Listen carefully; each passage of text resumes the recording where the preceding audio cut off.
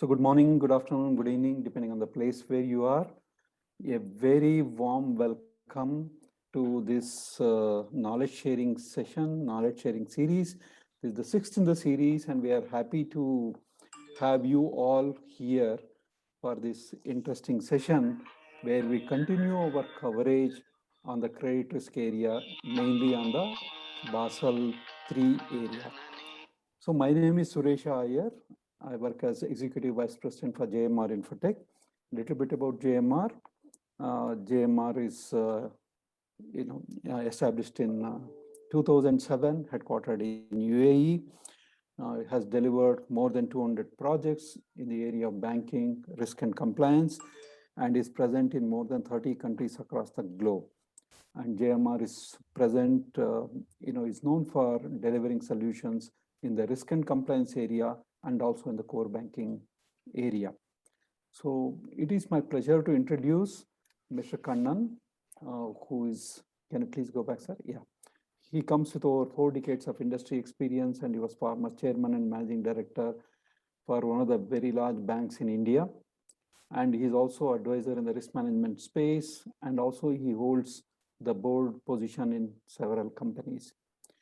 It gives me great pleasure to introduce Mr. William Raju, who is a well-known personality in the regulatory environment. He comes with almost 4 decades of experience as a central banker. He gives us the perspective of what a regulator would look at when it comes to adoption and implementation of Basel recommendations. So next slide, please. Yeah, so for today's agenda, we would like to quickly look at Basel Capital Framework, its genesis, then little more in brief on Basel II, Basel III, and of course the Basel IV, which is around the corner, and understand its impact, and also understand a little bit on how COVID has impacted the perspective on Basel adoption by commercial banks, and also how regulators are trying to guide commercial banks in adopting Basel regulations in this COVID environment. So finally, Mr. Raju would also touch upon the implementation challenges associated with these Basel recommendations. So what we strongly believe is, managing risk and compliance creates opportunity, and opportunity creates value, and value creates stakeholders' wealth. It's very important for a commercial organization, especially banks, to improve their stakeholders' wealth and grow their business. Next slide, please. So in brief about what we believe banks should be looking at risk should be, it's more in the context of business strategy. It has to align very closely with the business strategy. In the past, banks, especially the risk department, used to focus more on assessing the Basel II impact, capturing some reports, delivering some reports, initiating some risk mitigation strategies, and largely it used to be seen as CRO's responsibility. From that, today we have moved to a totally different situation where risk management is considered more as a portfolio approach, especially with Basel III coming into picture, where there is a huge stress on qualitative as well as quantitative requirement of capital. So today, banks are razor sharp in managing the overall capital requirements. They are adopting some of the latest technology tools to meet the Basel standards. And today, risk management is not just CRO's agenda, it is everyone's agenda in the organization. With this brief intro, let me pass on this session to Mr. Kannan. Over to you, Mr. Kannan. Next slide, please. Next slide, sir. Right. Okay. Greetings to all my banker friends from across the globe. I am Kannan, participating on behalf of Basel practitioners. Our mission at Basel practitioners is to be a convenience facilitator for bankers. This webinar series is actually intended towards that. We are here today to look into the Basel capital regulatory landscape, impact, and implementation challenges. Let me turn to BCBS, who have been making sweeping changes which impact the banking business significantly. Throughout the pandemic, banks have been called upon consistently to support government and regulatory efforts to keep the financial system functioning smoothly. In immediate response to the COVID-19 crisis, prudential financial regulators across the globe took swift and forceful action to promote financial stability, ensured liquidity, and enabled banks to continue to support lending to the retail and corporate customers. Now, banks were encouraged to take full advantage of the flexibility afforded by the regulatory framework. Among other measures, capital buffer requirements were reduced, concessions granted to operate temporarily below Pillar 2 guidance, and new guidelines were issued on how to use the flexibility of IFRS 9 to recognize increase in credit risk.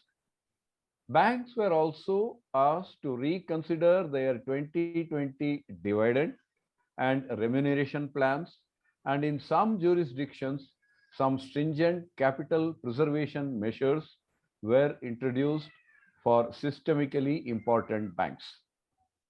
In perhaps the most significant concession for banks, the Basel Committee's oversight body announced deferral of the implementation of deadlines for Basel IV in order to provide additional operational capacity for banks and supervisors. Now, we are almost at the fag end of 2021, which means that we hardly have an year on the countdown clock for implementing the new capital rules. Post-crisis reforms of Basel III, or fondly called as Basel IV. The rules will now come into effect from 1st January 2023. Now, Basel IV will change almost all the risk-weighted assets calculation, whether using the IRB approach or the standardized approach. For individual banks, it might lead to not only substantially different capital requirements, but a profound effect on the bank's portfolio management approach and even the entire business model. Many banks will face significant capital shortfalls under the so-called Basel IV. As per one study, the Basel IV implementation results in increase in capital requirement by at least 15 to 20%. That's a huge number. This is a game changer for the banking industry. Banks will need to raise more capital and will likely to take some unconventional measures to comply. While the final rules are yet to be released by the individual regulators, banks should create transparency based on the expected rules, define mitigating actions, and start implementing no regret measures to appropriately manage the new rules as well as expectations of rating agencies and investors. In this backdrop, understanding the capital structures, its components, and the challenges banks are facing in meeting the capital requirements is very important. So here we are today with our expert, Mr. William Raju, who has worked for over 37 years as a regulator of banks and financial institutions to talk to you on capital landscape and challenges. Do listen to him, but when you listen, your organization specific speed breakers which you may encounter may come across. So our request is we have reserved a special Q&A session at the end of this webinar. It can be taken up over there. In the meantime, you can type in the questions on the chat box, or else you can reach out to us through our website on baselpractitioners.com. We shall get back to you with an appropriate solution. Thank you, and over to Mr. William Raju. Raju, sir. Okay. Thank you, Suresh and Kananji, for the benevolent introduction. I am William Raju, retired general manager from Reserve Bank of India. And these views expressed by me, it is not belongs to RBI. There no way RBI decisions are there. It is purely my personal opinion. With this, I will start the presentation.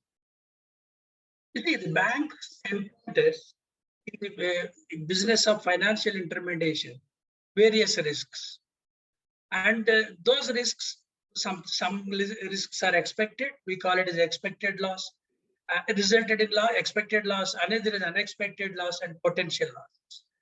So capital is required to absorb this potential unexpected losses and to desired confidence level. The confidence level, if you see the right side map, it is we have to left to the individual banks. How much they will take? 99.9%, 95%. That is left to the risk appetites of the banks.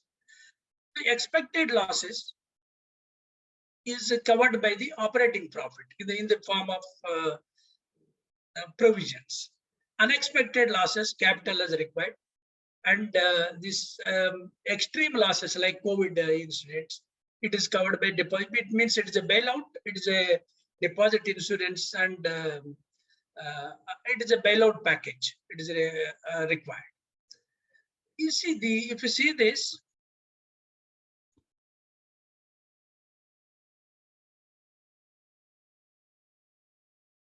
you see, and regulatory capital is also there. Regulator will prescribe. It is sometimes it will be more than the unlikely. It is more than the economic capital. It is always less than the means economic capital. But Basel, what they do is the pursuit of finding the appropriate economic capital to meeting this unexpected losses. That is the job. That is the means regulator will see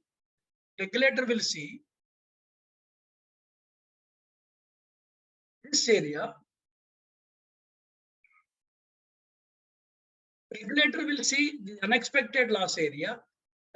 Means the capital is meant for to meet the unexpected losses, but the investor sees what the return he is expecting. That's why, for an investor point of view, economic capital is for two functions. One is business performance. Second is capital allocation. How much each unit they have to allocate the capital, how much return they are bringing, and how to measure their performance. So, and the Basel try to find out in their entire journey how to arrive the means how to meet the required regulatory capital. That is the journey. In the Basel framework, if you look at this, the supervisor's duty is, foremost duty is protection of the depositor's interest. With that, they started up to Basel II. After Basel II, after great financial crisis, financial stability issue came into the picture. That's why they added this objective of financial stability as an objective of supervisory tool. And this Basel framework basically for international active bank on a consolidation basis. Macroprudential tools are used for manage the systemic risk. You see, Basel has 40 members and 28 jurisdictions. And what about the non-internationally active banks?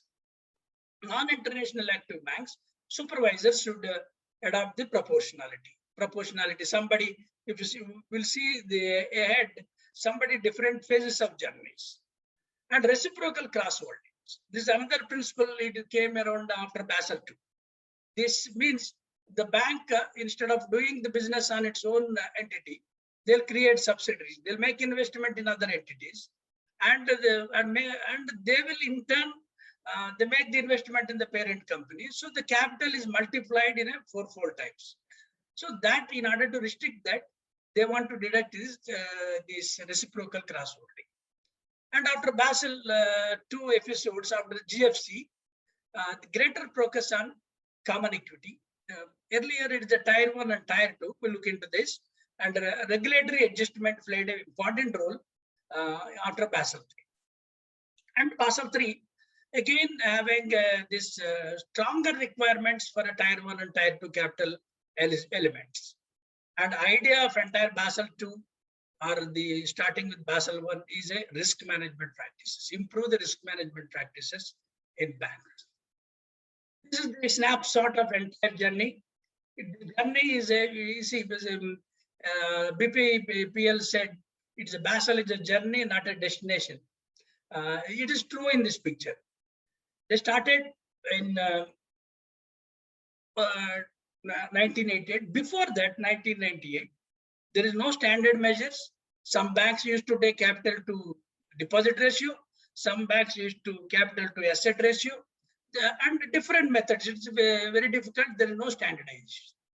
In July 98, the Basel I 1988 they issued, which is implemented from 1992. It is basically focusing on only credit risk because it's predominantly at that time, it is a credit risk is the 70-80% of their food, entire balance sheet, asset side. So they standardize the definition of the capital asset ratio in the Basel I. And then journey started, and in 1996, and they said they left over the market risk. They realized this because banks are slowly increasing the market risks. So they introduced the market risk amendment, incorporating market from banks, open position of foreign exchange, traded debt securities, traded equities, common commodities and options. They introduced, and here they introduced even the Tier 3 capital. We'll look into that. And Basel 24, this is again Basel II. It is implemented from 2010. It is Basel II. What they did was, it is not sufficient to measure only market risk and credit risk. They want to look into the entire gamut of the risk management guideline, in the sense all the risks. Other risk, business risks are there. They want to assess the capital in the name of Pillar 2 introduced. And operational risk, they were nowhere captured. That was brought into that. And supervisory review, and they introduced in Basel II. And means it is a game changer in a denominator in a Basel II. But the pitfall in the Basel II is when they did the lot of revisions in the denominator issues, they forgot to make changes in the numerator. They're not focused on that. They're not focused on the numerator. That is a capital issue. Capital as it is, they kept like that with some minor adjustments. So they resulted in, you are all aware, great financial crisis, because what the banks did was, they, in the name of the ratings, they used the rating and they used securitization, and they borrowed heavily and the wholesale funding, and they increased their asset side book in a securitizing the loan portfolio and bringing their books, the security receipts with a high rating, so that they can manage the risk. Like that, they expanded the book, and they do not have the money. When the money is required, capital is not there to deleveraging the process. That's why they deleveraged the entire asset portfolio, resulted in great financial gain. That's why market analyst says Basel II is created the great financial crisis. I don't know what extent empirical evidence says that. So in 2010, the Basel committee, they have swung into action, and they started before that, but 2010 they issued the guidelines. It is basically here entirely game changer. In this, they up to this point, up to Basel 1 and 2, presumption of the Basel is if you control the risks, or if you see the strength of the individual institutions through microprudential tools or idiosyncratic risks, you can establish the entire sector is safe. But they realized that it is the macro issues. It is affecting the banking sector. It means the individual adventures and misadventures should not affect the real sector, or the shocks in the real sector means that the banks are able to withstand for the shocks in the real sector, created from the real sector. So they introduced the leverage ratio, they introduced the liquidity ratios, they introduced buffers. To means it is basically Basel III initial phase. We have three phases here: initial, transitional phase, and final phase. The three phases. First phase is basically they concentrated on the numerator. They enhanced like anything, means from 4% and to 4 means up to 10.5% that they increased it with all the buffers.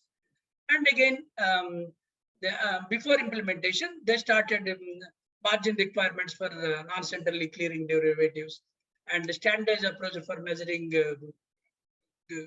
risk, capital requirement, securitization, large exposure limit they introduced.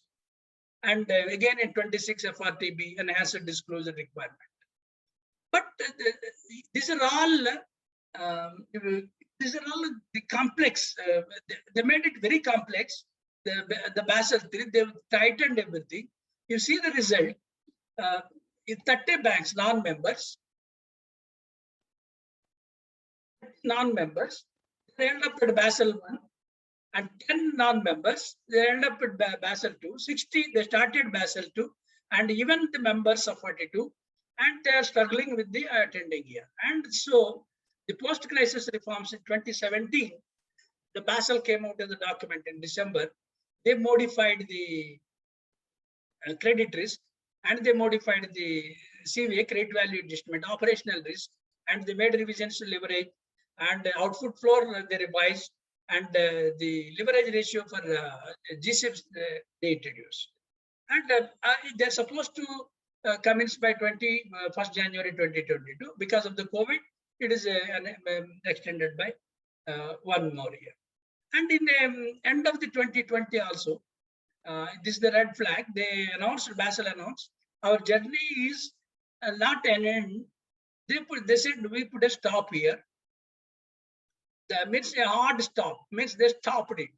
And they said there are no more reforms on Basel III. And they look back, these are the players somewhere 30, 10, 60, and somewhere in the members are in between this transitional phase. And they want to bring everybody in the same footing. They try to get everybody in the same footing. They stopped it, and they'll focus on the implementation of this guidelines. So this is the what is the comparison of the capital adequacy ratio of Basel 2 and 3. Basel 1, basically, it is a tier 1 and tier 2. 50% for tier 1, 50% for tier 2. But loss absorbing capacity of only 50% is not acceptable.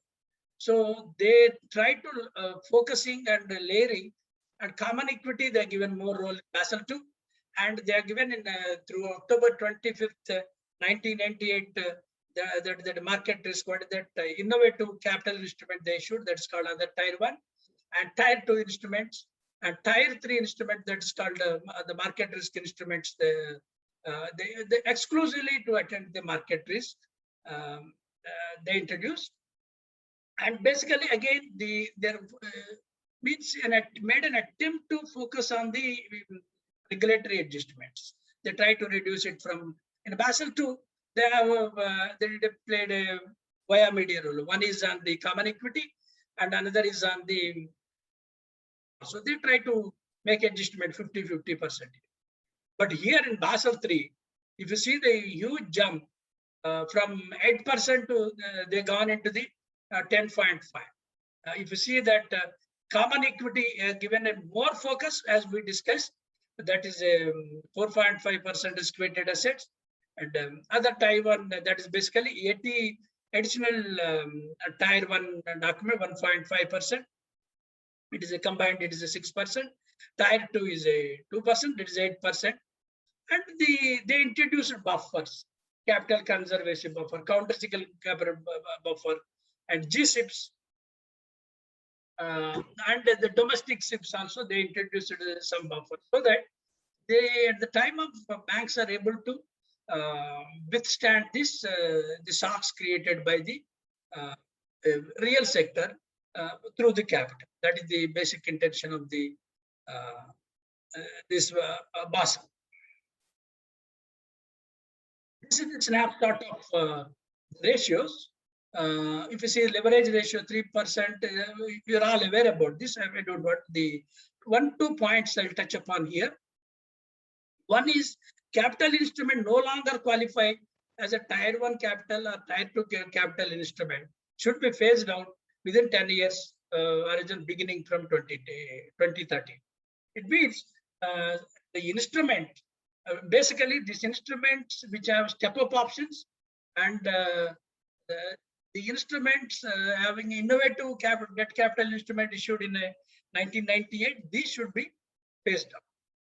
And they said, they indicated that they want to increase the ratios, leverage ratio to 3% non-G-SIBs. They continued with it. They want to increase to G-SIBs to 3.5 to 4.25, and the minimum CET1 ratio to non-G-SIB 7% and 8 to 9%, and minimum Tier 1 capital 8.5 for non-G-SIBs and 9.5, 11.0, and minimum capital 10.5 to 11. You see why they are increasing and why this, why they are not happy with the 8%. If you see the studies, the estimates are there.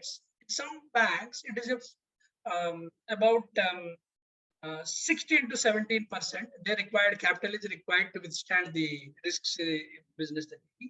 In some banks, they arrived at 35 to 40% of the CRR. But Basel, actually, they had to convince both across the world. And if they impose such a huge ratio, they cannot agree. They may not implement it. That's why they're slowly coming with the starting with 8%, and they increased it to slowly. They're layering it and increasing it,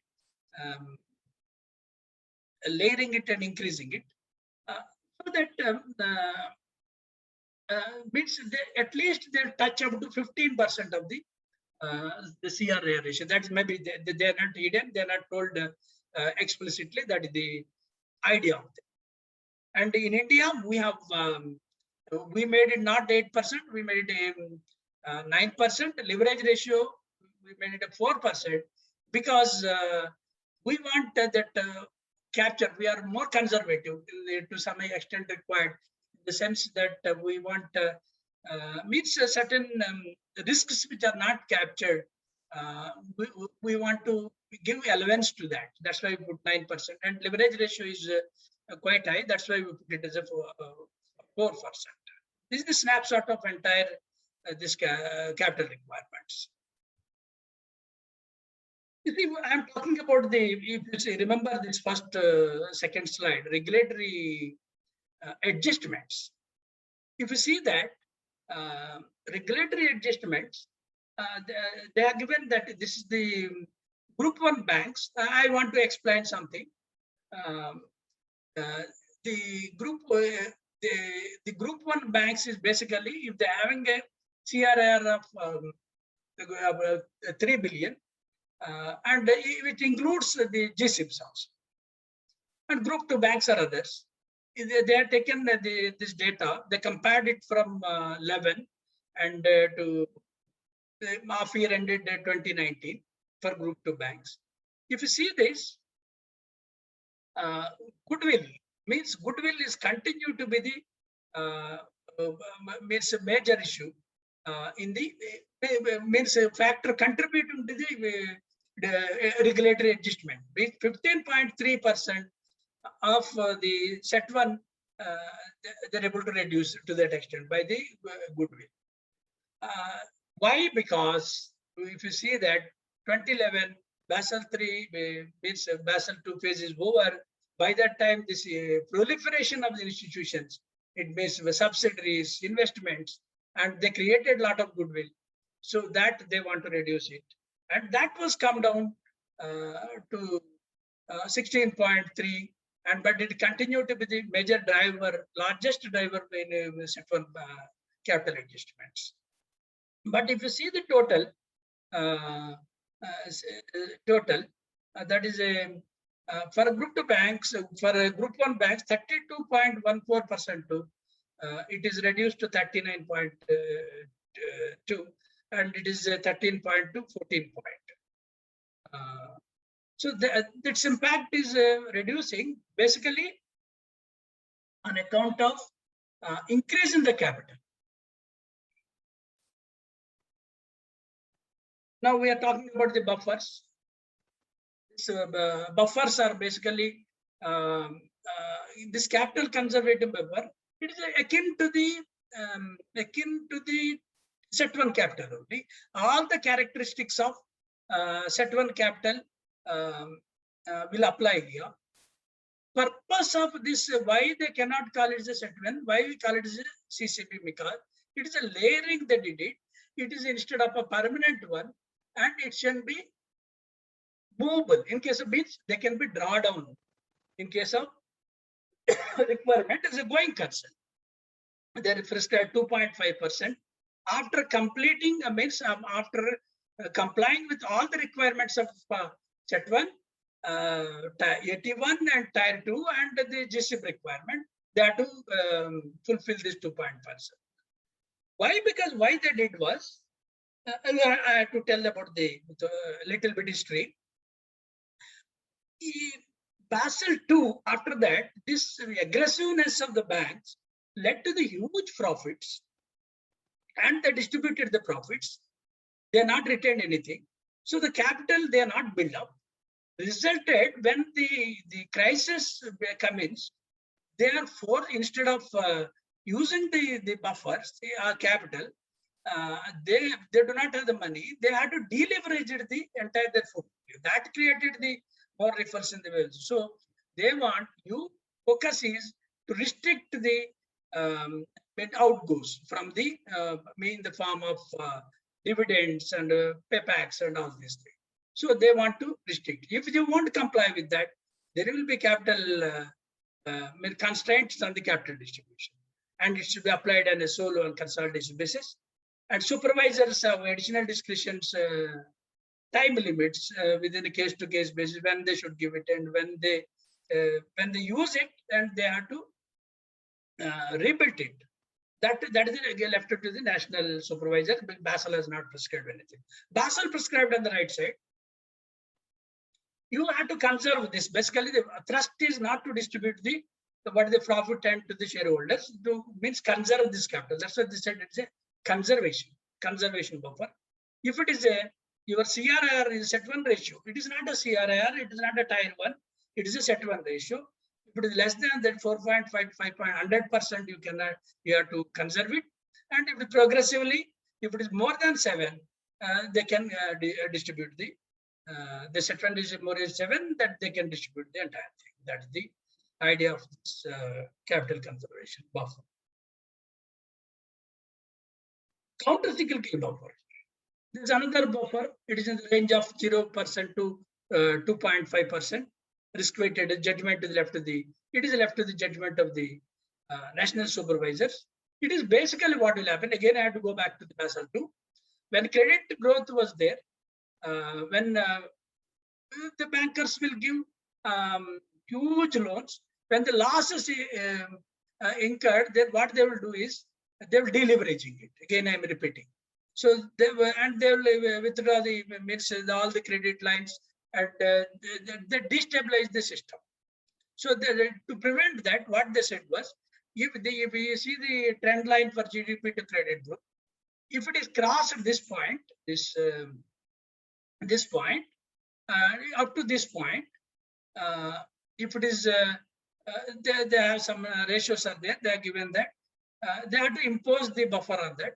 And if it is less than this point, then they have to release that. That is the idea of this thing.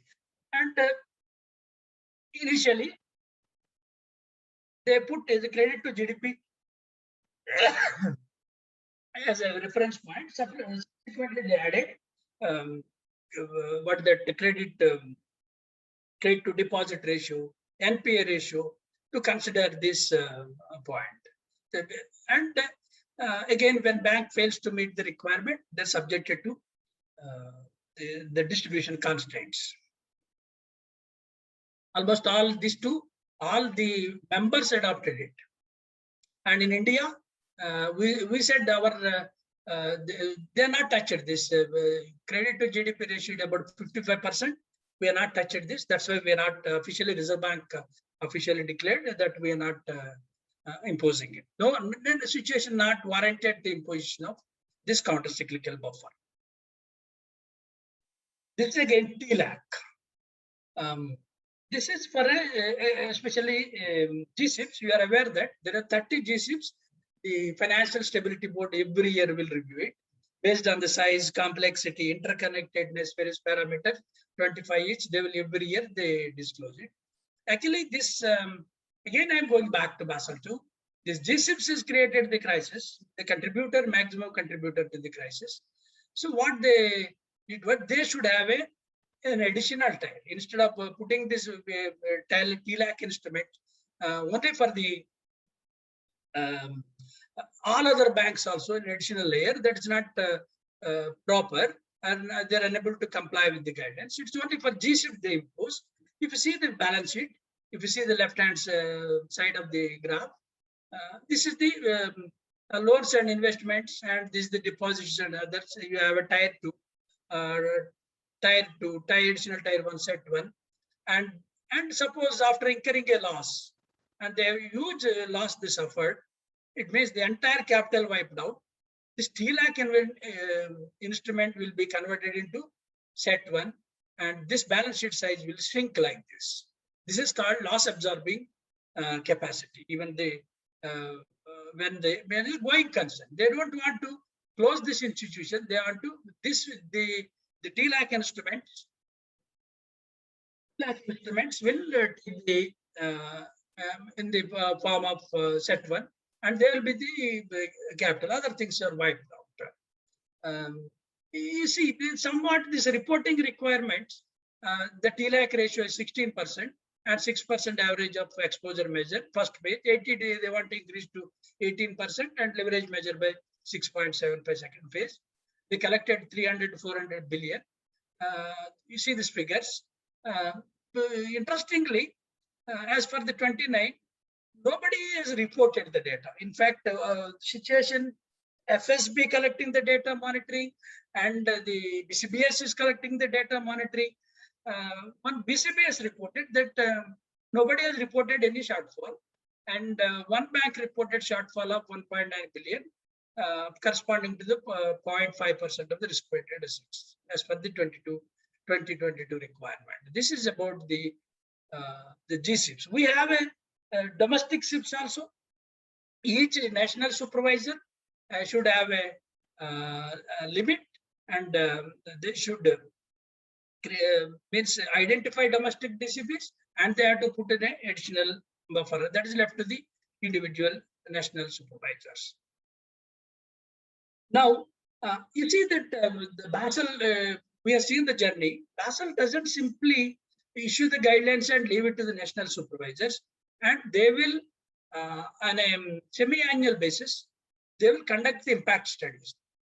And they started in, I think, after Basel III. It is 2010 they started, and they're continuing it. I think the last one is end of December 2019 data. They published in December 2020.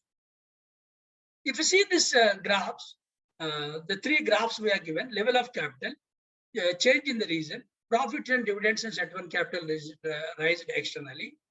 If you see the CET1 level increased by 98.8%. Growth one CET1 raise, the rest of the world is higher than the other region, means they are doing it. Growth in CET1 driven by the retained earnings. You see we'll spend some time here. You see the growth, it means there is no market appetite for additional tier 1 and tier 2 capital. Means the growth is almost subdued, and the capital is increasing in a set. And almost, if you see the graph, if you say that the 2011 is that taken as a base, if you see that rest of the world is increasing. The third one is important. It means because of the restrictions they placed on the distribution of profits, the share of means retained earnings is increased, profit after tax increase, and the means CET1 raised is very small. Raised is small. Means component wise, it is a retained earnings. Means Basel III be able to succeed. Its objective of in retaining the profit in the business. Capital raised externally.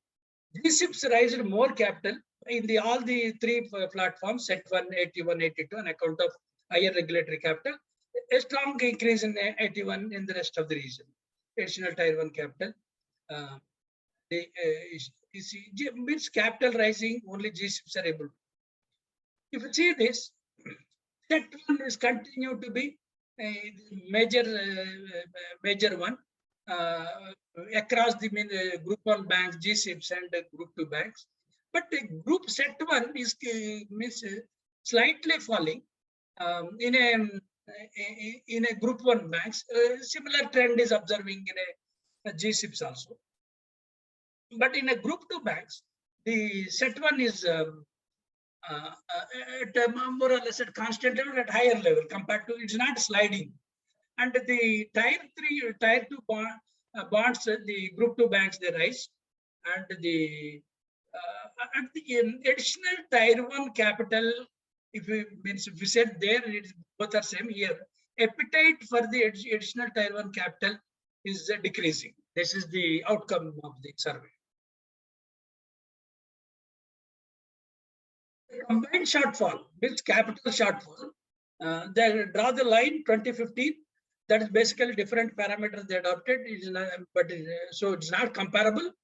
So if you see that total capital shortfall, if you see that 2017 onward data available, because before that huge requirement was there, but it is means capital shortfall is come down drastically for a group 1 banks. That's the message it is coming.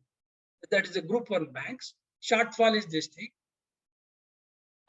For group 2 banks, this shortfall is higher side in 2018. Now slowly it is coming down. So means the 2.9 billion for a group 2 banks, 10.7 billion for a G-SIBs. That is the capital they ought to get it from the outside. We'll see what are the issues in that. Basically, we are not touched in other parameters. It is only for a capital positive of the time. And now the less means Basel also published the early lessons, because the data is not complete. So that's why they made some observations. Here, if you see there are monetary measures and prudential measures and fiscal measures. Idea is to increase the bank capacity to lend by making available resources, or bank increase willingness to lend.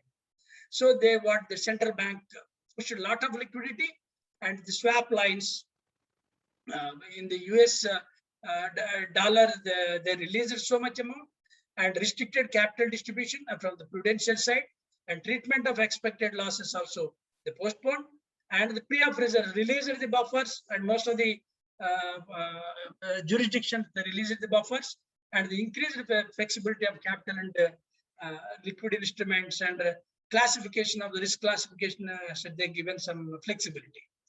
And the they even they funded the loans for lending schemes to pump the money into the system, and they asked them to restructure the loans. We've seen moratorium issued by government and loan guarantee issued by government, and advised them to increase the loan. That is these are the measures. But when Basel said what that it is, we'll see.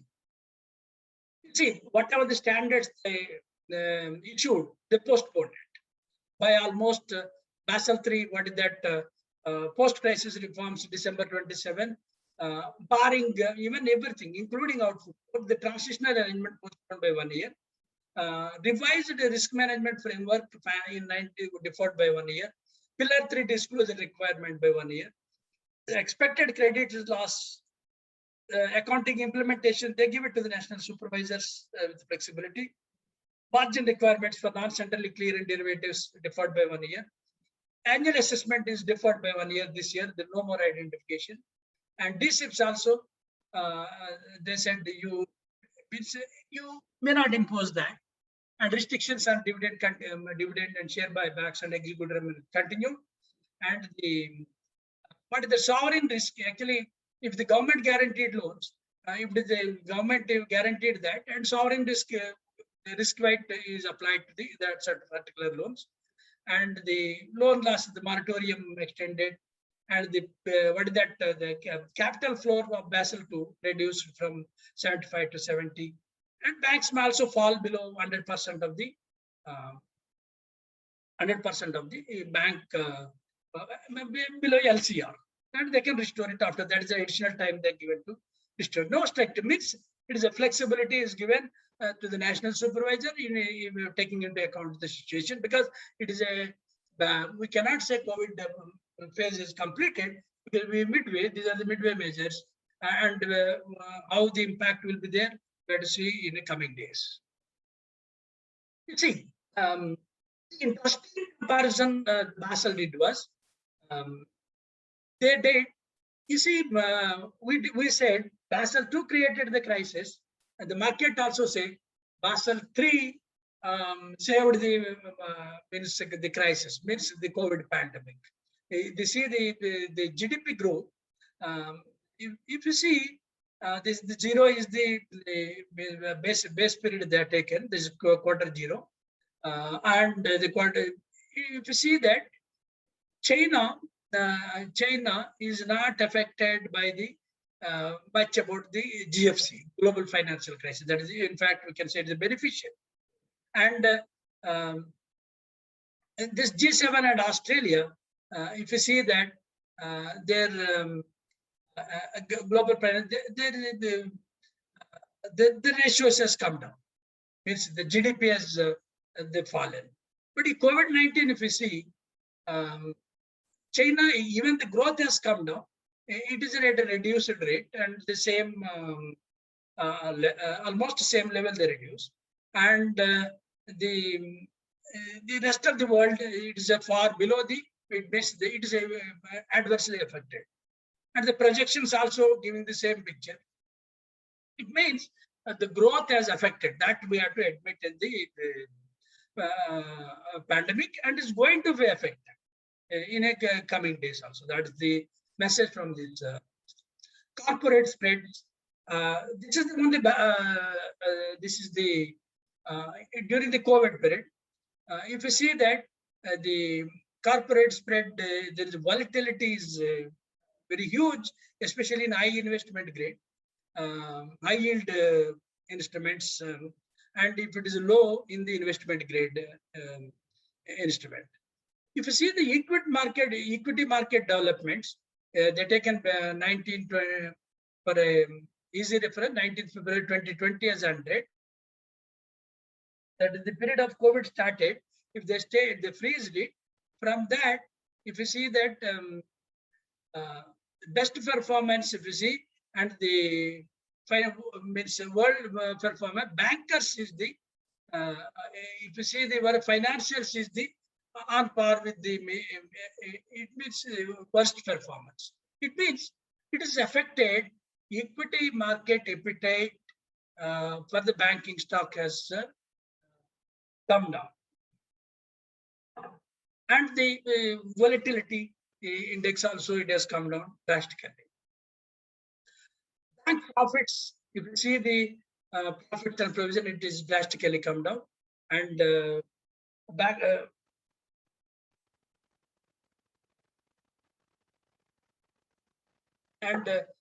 the equity prices, as I said, it is come down basically because of the performance of the bank is not good in this.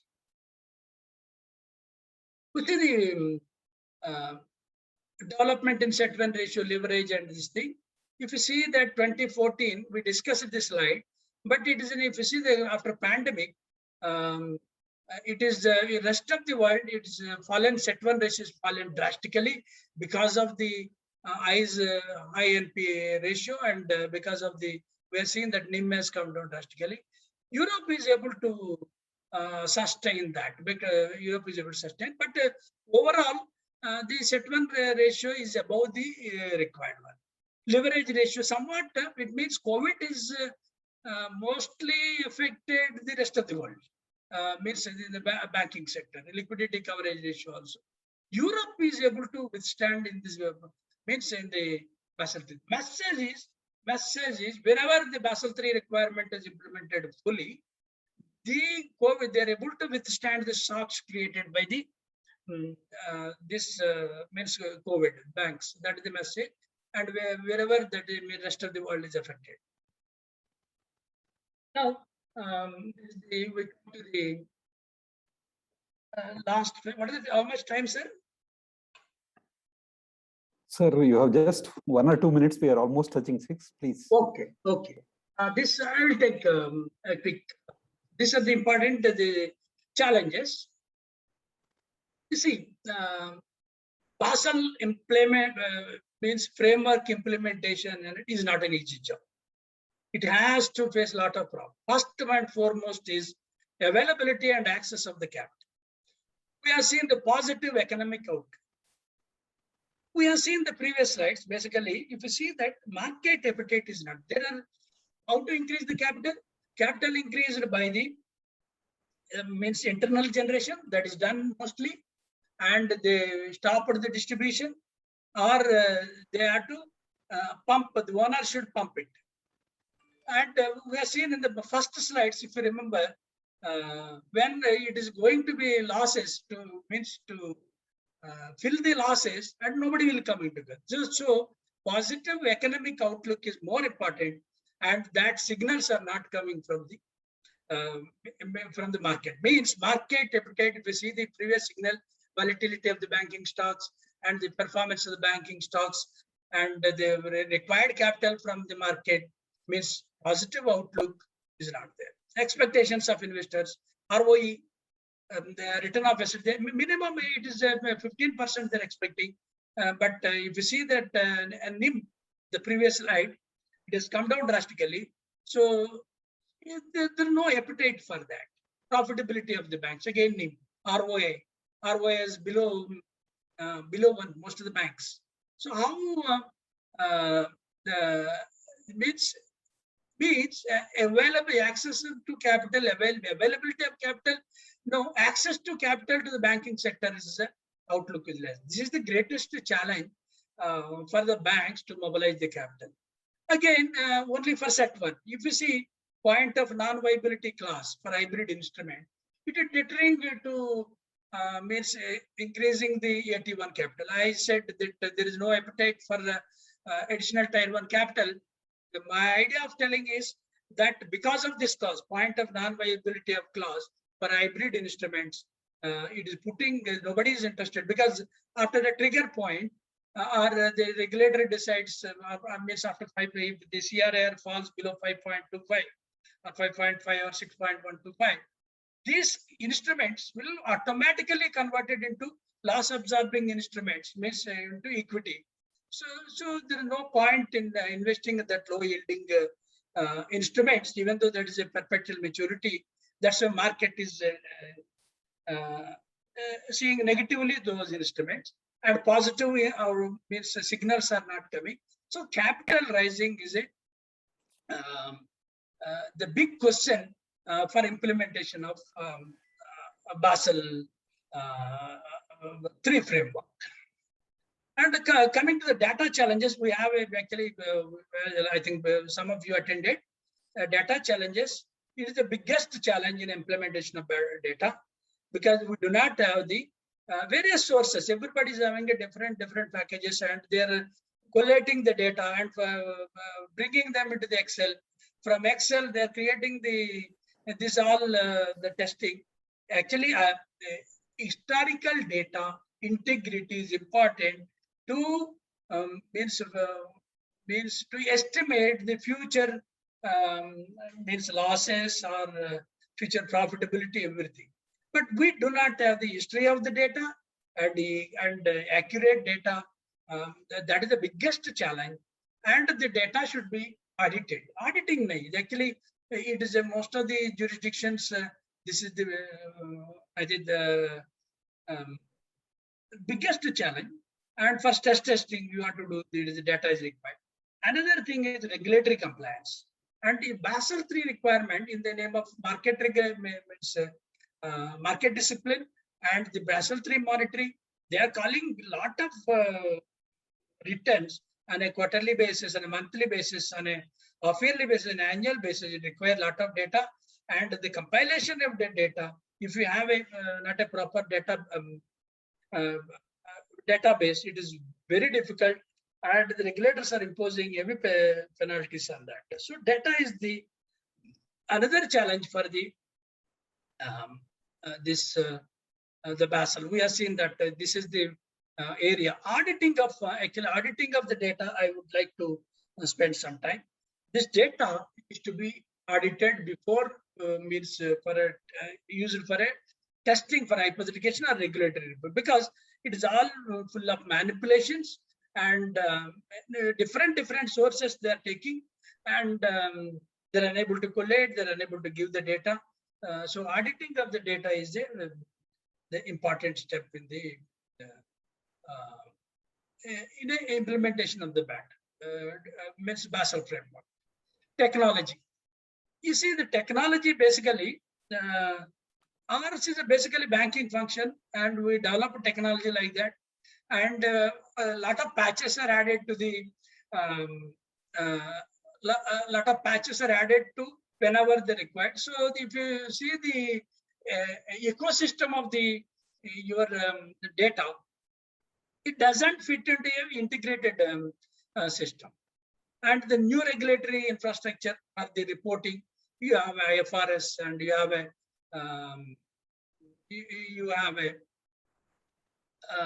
regulatory reporting, publication of balance sheet. These are all data requirements are there. What the banks they're doing is, as I said, they are taking out from the data from the different patches, and they are trying to collate it, and they're messing up, they're putting in the Excel, and they're creating the data required for that. That's not the intention. Actually, intention is to the data should be culled out from the original source, and if that is without manual intervention of in between, but that new regulatory infrastructure will play a greater role. Coming to the last one, we have a capital. Suppose we have a capital, we have a data, we have a technology, but the skill development is important. Skill development for both regulators as well as for the skill development for the bankers. And if you see that, if you see any recruitment in the banking, they're not the regulatory normal people. They're only IT people they're recruiting. And again, the synergy between the financial skills and regulatory skills means technological skills. These are synergies required. We have a CFOs, we have a COOs, we have technological officers, and again this cyber attacks, all these things. A lot of human resources. If you tell me which one is the important source to rectify all this mistake, it is a skill development. And another important thing is governance. And you have everything. The governance is bad, and we are going to means the institution we have seen, we don't want to name the institutions, even in the Basel II time, it is the governance, ignorance, or the active involvement. It is played the major role in collapse of the institutions, despite all the requirements are there in the institution. That's why central banks nowadays focusing on the this governance aspect. And third is auditing. Again, auditing, actually two aspects are there. One is competency. Another is independence. And competency wise, there are stringent standards because of the across the chartered accountants in India and the certified accounting professionals in other jurisdictions. They have competency level, there are no issue. Independence is not there. That's why they're compromising on the data quality and the financial reporting. That resulted in a failure of the, if you see a failure of the bank, it is the auditors are first question, because their involvement is clearly visible in that. So the independent means the appointment, remuneration, and freedom to work should be professionalized in that. That I think regulators are working on that. This is the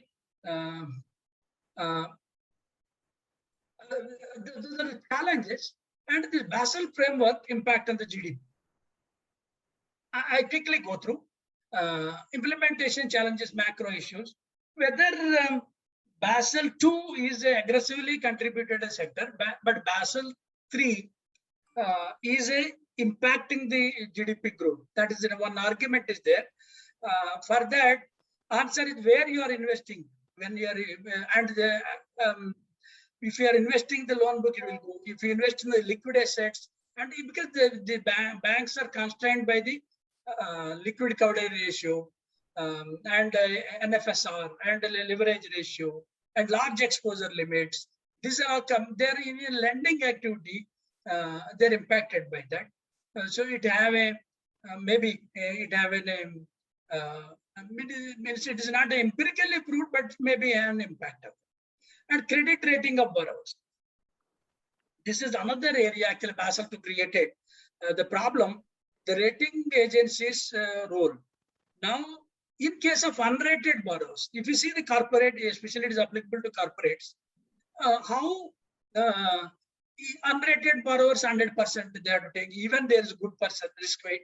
It is not a good side. And even within the rating, the Basel said you have to means do due diligence. How it is possible means when a borrower comes with a rating and the bankers say, I will notch it down to another thing as per requirement. In a competitive environment, is it possible for the banks to do that? And move from expected loss approach to means incurred loss approach to expected loss approach.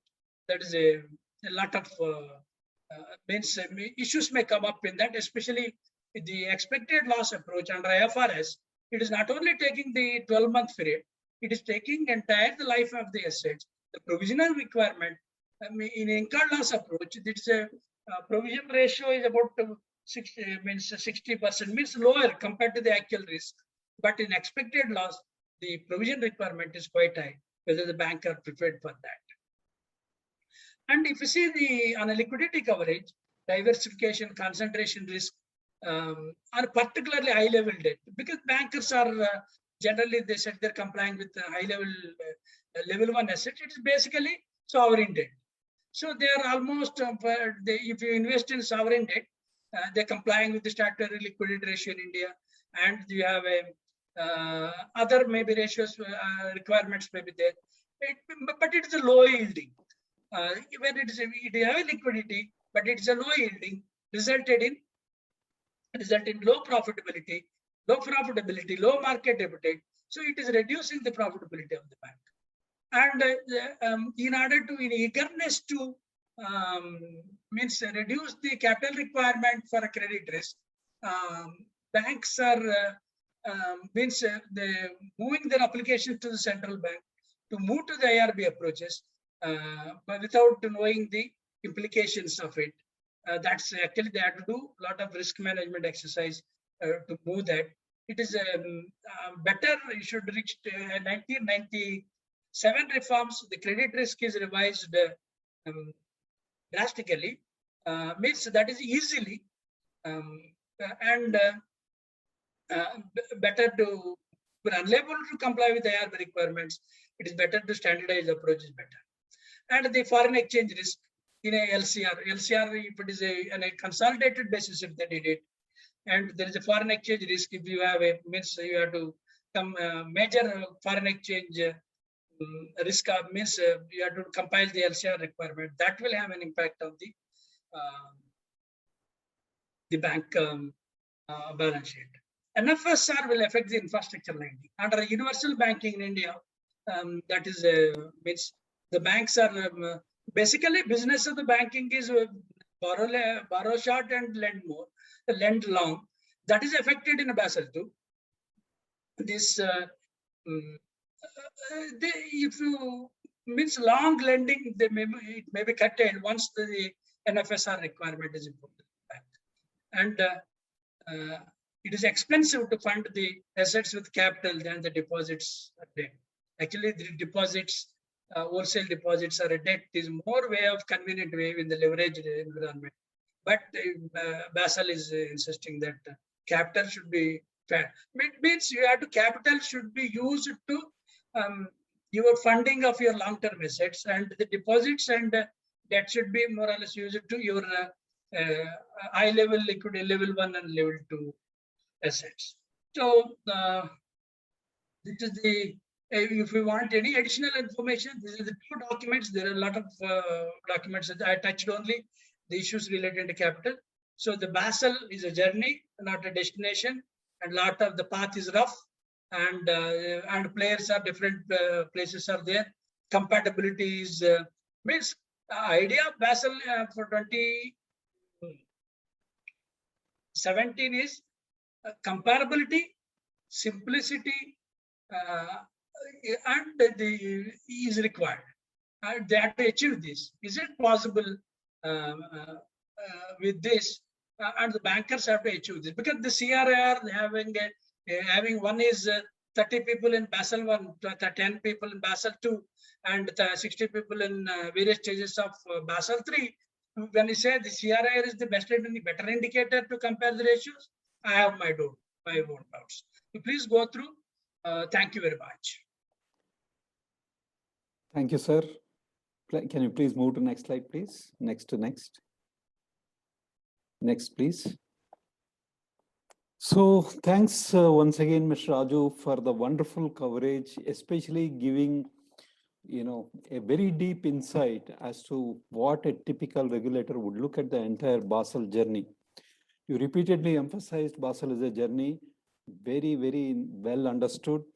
Couple of interesting things you mentioned, I would like to reiterate. The banks that went into Basel III, adopted Basel III, were relatively safer in absorbing the COVID shocks. Sir, personally, I had a chance to visit some of the banks in Africa where the CROs mentioned to me that, yes, we were one of the early adopters of Basel III, it saved our skin. There was a question also from one of the gentlemen, Mr. Khalil. He is keen on knowing what is the impact of the recent changes on the African banks. Mr. Khalil will come back to you separately. Please share your mail ID. Oh. So, yeah, a couple of other things I want to highlight. Mr. Raju very clearly outlined that how the capital shortfall on account of Basel III is continuously decreasing, which is a very interesting aspect. I think, some of these changes have really helped banks to absorb the shocks. The shocks may be on account of COVID or a few other things. But overall, there is an impact on the profitability and the bottom line of the banks, because as he very rightly mentioned, the capital requirement has increased both in terms of quantity as well as quality. So to efficiently maintain the Basel requirements, he touched upon the need for good quality data and a good automated system. Another very interesting thing you mentioned was how, some banks are happily using Excel sheets, manipulating things, which the regulators today have a hawk's eye to catch and tame the banks. So it is very important for banks to adopt and implement a good quality technology solution where they source the data right from the source system, not through some Excel sheets or cooked up data. It is very important. Hence, even the regulators today are, when they come for risk and compliance related inspections, they are looking at data lineage. So the days of manipulation is over. So banks, my humble request to fellow bankers, please be careful, please be cautious when it comes to implementing a good technology solution. It has to be accompanied with good quality data coming directly from your source system so that your end results, which you report to the regulator, are of the highest quality and you're able to stand up and defend those numbers. So that's what regulator would expect when he visits the bank. So once again, thanks, Mr. Raju, for the wonderful presentation. Very impressive show. And this has been recorded and it will be shared. There is another question. What are the approximate Basel edition rollout cycles? I think, Mr. Raju, would you like to answer this? Which one? What is that, sir? Approximate? Yeah. Approximate Basel edition rollout cycles. This is from Mr. Moses. I couldn't get the. Mr. Moses, you can speak. I think. Yes, thank you so much. I think my question is talking about, we've had a rollout of Basel I, Basel II, Basel III. Now you are saying whatever you do, you might need to plan for a seamless sort of like compliance to Basel IV. So I was wondering maybe what has been maybe the approximate cycles at which these editions are being rolled out, so that in case you might need to factor those cycles into your planning to be able to comply when when these the new editions are actually come out. You might need to have a business plan and even build the capacity to comply. Very interesting question, Mr. I would Moses. like to. Sir, two parts. One, let me quickly bring up one very related thing. Mr. Moses, very interesting question. As a banker, I understand your pain. You have to run to the board every now and then. So I was in Basel II, give me $1 million. I need to move to Basel III. Then after some time, go to the board again, give me a couple of more $1 million. I need to move to Basel IV. The board would start thinking, what this CRO is doing every now and then. He keeps coming to me for additional funding for upgrading and implementing. So whether we like or not, today, the reality is the BCBS keeps coming up with newer standards and newer recommendations. And as and when they come, it flows down through the regulator to the banks. You don't have a choice. But the good thing is, if you see historically, the journey was not like a racehorse galloping. It is spread over several decades. First it was Basel I. It took several years and decades to move to Basel II. Then it took almost a decade to move to Basel III. And within Basel III, there were multiple variations. And now we are heading towards Basel IV. One good thing for banks which adopted standardized approach, they are relatively better off today because the broad consensus at the BCBS level is to pursue the standardized approach. So sorry, sir, Mr. Raju, you give your perspective. Yeah, I'd like to add to this. I agree with you. If you see the Basel II, I said the denominator, they put more stringent in the sense the capital requirements for the pillar 1 is increased, pillar 2 also regulators increase, operational risk, actually it is very difficult to quantify because suddenly it will come out. Operational risk and other risk they added to that, but at the same time they forgot to means they deliberately are they are not touched the numerator aspect, means capital aspects, resulted in what is the issue? Most of the means undercapitalized. When the crisis came out, the external shocks came out, they're unable to do that. And Basel III rectified that. Basel III did a reverse. They have not touched the denominator, means initial phase. Initial phase, I'm repeating, initial phase, but they increased the capital level. So capital increase, but the business means the stringent continued. That created an imbalance. So in a transitional phase, Basel started moderating it. And 1997 amendment, it is moderated further. This is a moderation period. They are not, if you see that, it is not a stringent one compared to Basel II or Basel III. Capital, they stopped it. Capital and Basel III initial phase, they stopped it. Only they're moderating it. In my opinion, impact will be less on the, if you go for the revised approaches. If you do not have the capabilities, better to stick to standardized approach. And the 1997 standardized approach, it is a beautiful document, and it is reduced the capital requirement significantly. Maybe Raju sir, I just want to add one point to Moses sir. Your specific question is, what is the cycles at which the BIS is actually releasing the guidelines, right, sir?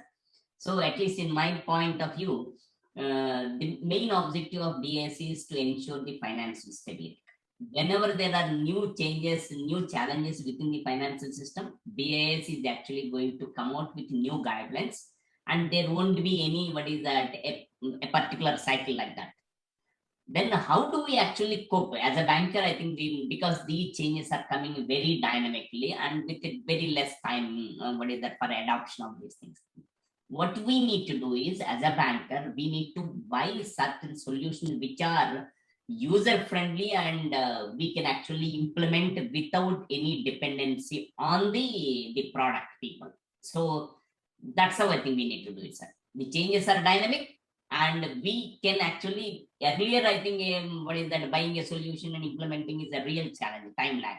But now we have, I think, the solutions in the market which are very user-friendly, and most ongoing changes can be done by the bank itself without any dependency on the product people. Hope that answers your question, sir.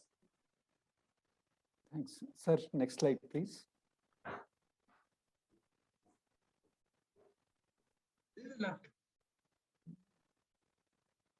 So we have one more question, sir. Maybe. Yeah.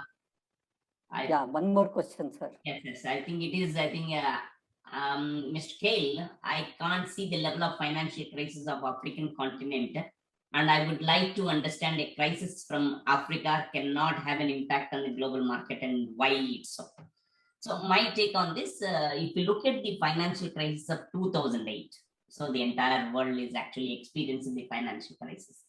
If you actually get into the root cause of this financial crisis, it is mainly on account of the financial engineering. In the sense, Basel has told, I think, maintain 8% capital, but most of the developed countries like US and Europe, they actually maintain only 2% as against 8% by doing financial engineering, because the 8% capital, they are actually filled with a lot of hybrid capital.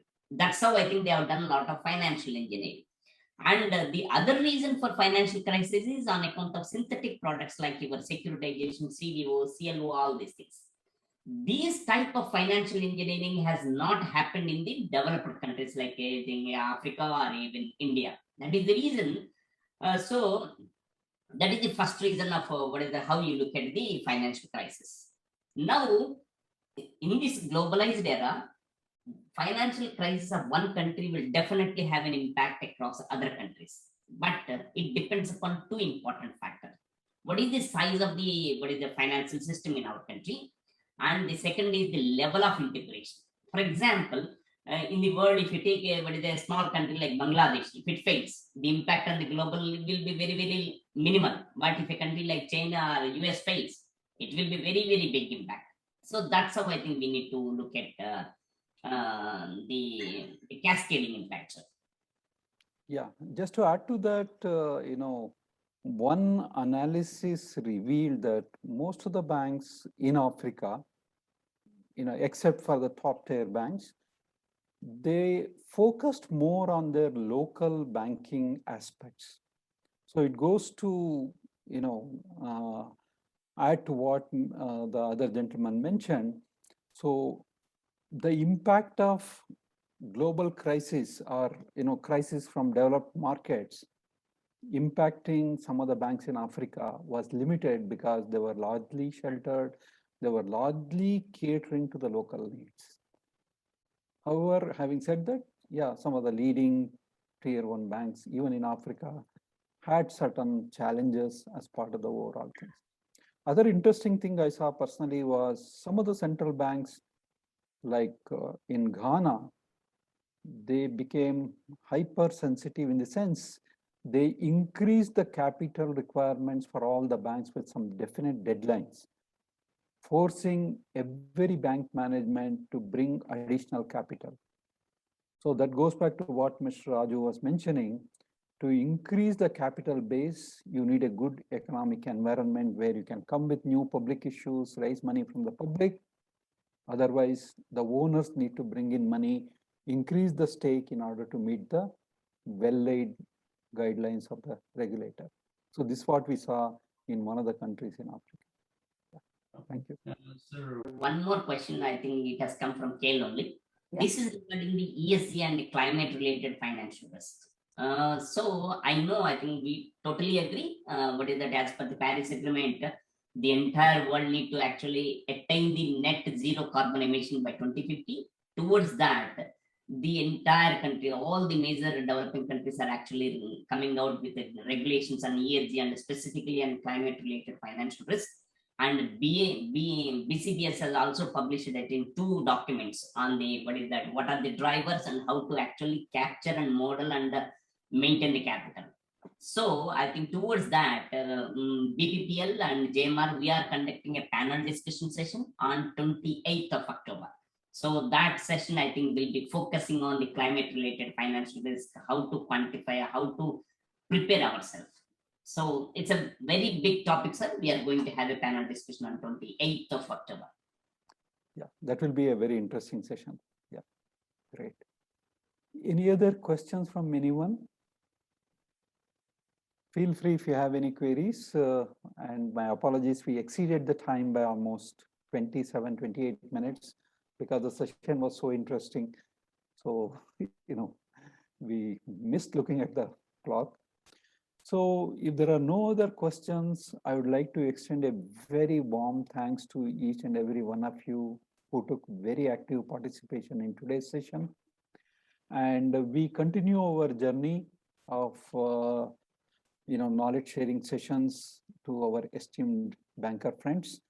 So the next one we are contemplating is how to leverage models in Basel and IFRS, because what I have personally noticed is whether we like or not, the impact of the use of models is very much required when we implement Basel or IFRS for especially computing PD, LGD, EAD. So that is becoming a big pain for quite a few bankers because it requires some amount of statistical knowledge, econometric modeling knowledge, plus again goes back to the data issues. So keeping this in mind, we would like to set up, focus on this in our next session planned for 14th of October, Thursday, 5 p.m. With this, let me once again thank each one of you for joining this wonderful session, and we look forward to your continued presence in forthcoming sessions as well. Have a wonderful day and goodbye for now.